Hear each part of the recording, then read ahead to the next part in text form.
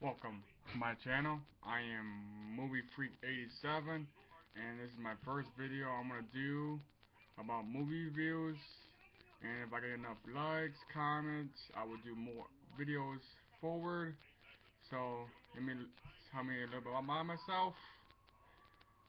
I grew up watching movies around the age of 4, and I just liked them so much that I started watching my favorite genre is horror, so uh, I just grew up with Jason, Michael, Freddy, Leprechaun, Chucky, all the good horror movies out there. And then they come out with new ones like Hatchet, Ouija, stuff like that. So, to me, movies are like art. They tell a story. They have unique characters in them. I would also think that with movies, there's so many movies out there that like I said, it's like art to me. They tell a unique story about like certain things, like I'll give you an example of like what I think movies are like being art. Like with Avengers, you have all these characters in one movie, even though they came from the comics. No one think it would be done. Like, how are they gonna do this, etc. And then and then they grow up, and they go up, and make millions and millions of dollars out of those. All right, I'm gonna do a movie review, like I said, and my first movie review I'm gonna do is Back to the Future. Now with Back to the Future, it came out like in the 80s, I just think that Back to the Future, it is a great story. It is, it's about Marty McFly, played by Michael J. Fox, and his longtime friend Doc Holliday, played by Christopher Lloyd. And with this movie, the reason I fell so much in love with it is that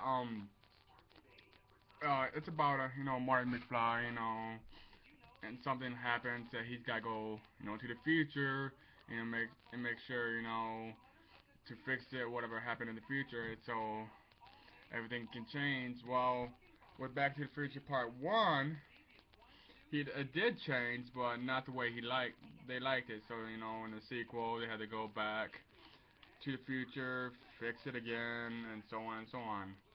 But if I got this, by the way, I got this great deal on his Back to the Future. I found it at the pawn shop near me for $5, and it's in amazing condition. Like, I mean, like good condition, like mirror perfect. And it's just like this box set is a 20. This is at the 25th anniversary. I think there might be a 30, but this one I got, and it has so many extras. Like on the first one has deleted scenes, tales from the future in the beginning, so on and so on. And I think this is gotta be Steven Spielberg's one of the best trilogies, besides Star Wars, of course. Star Wars, nothing can top Star Wars.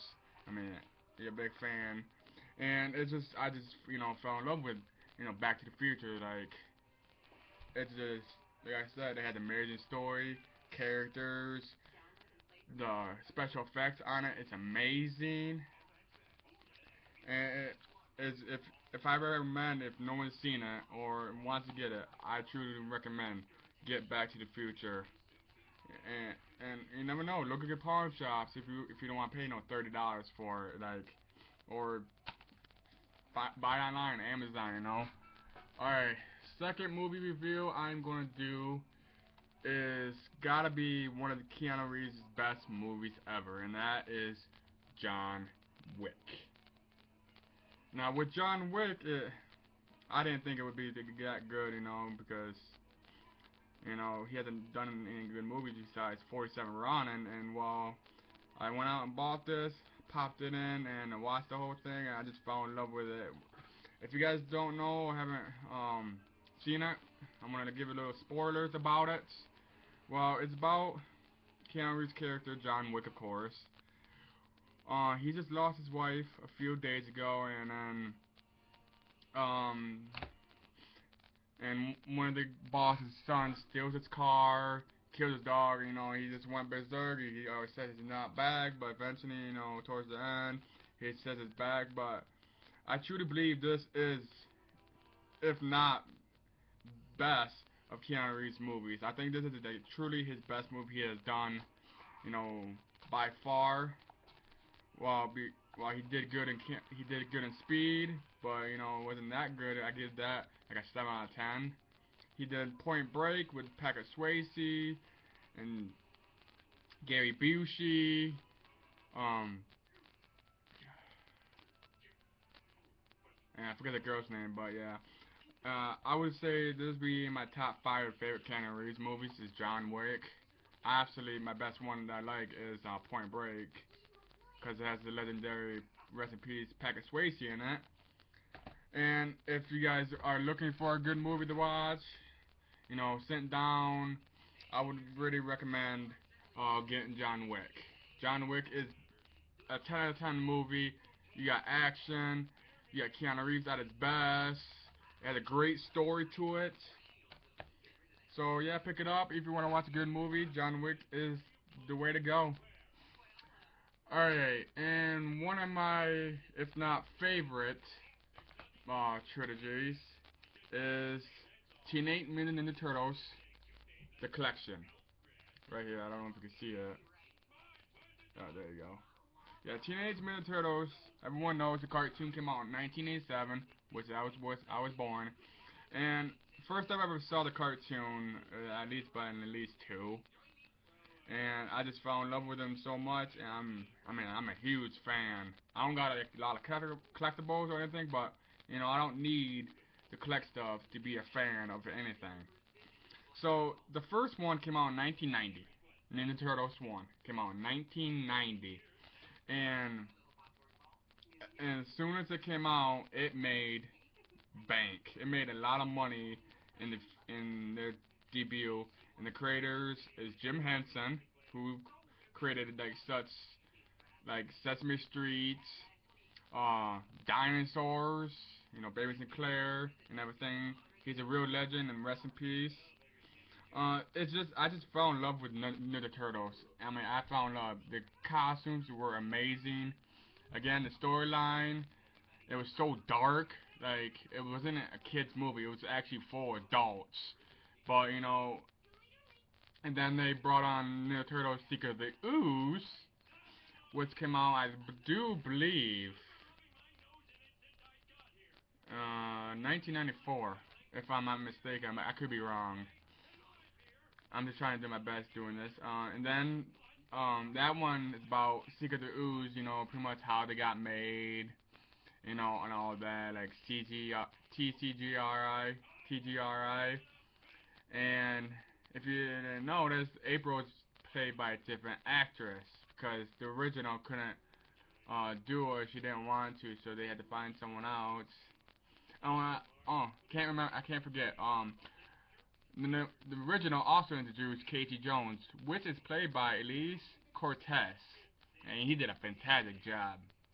And couldn't come on the second one because he was busy filming some other stuff. And it's just like the second one was just as good as the first one. Shredder was back, and if you guys didn't know, Super Shredder is played by former WWE and WCW superstar Kevin Nash. And it's just I just fell in love with Ninja Turtles, all of them. Well, number 3 could have been better. I give that like a 6 out of 10.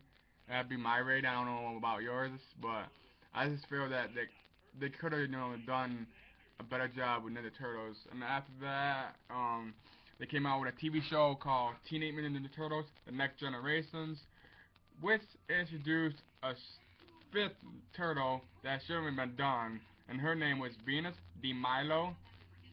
Well, that show only went on for 2 seasons, and they didn't even finish the second season because no one really liked it, and it didn't do that really good.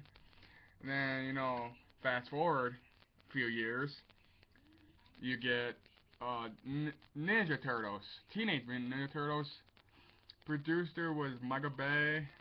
Now, for me, being a fan of the originals, like everyone is, like being a fan of the originals, I feel that Ninja Turtles, the 2014 reboot, pretty much, did not really do that well. I mean, it was more generate to, younger kids. Like, everyone loved Ninja Turtles because Nickelodeon brought them back, and then this is pretty much going off Ninja Turtles, the Nickelodeon version, but I feel that they didn't really do that best, the making it. I mean, they look 7 feet tall. I mean, they have ridiculous outfits. I mean, they're bulletproof. I mean, come on. If you're a really fan of Ninja Turtles and you read the comics and everything, you know they're not bulletproof.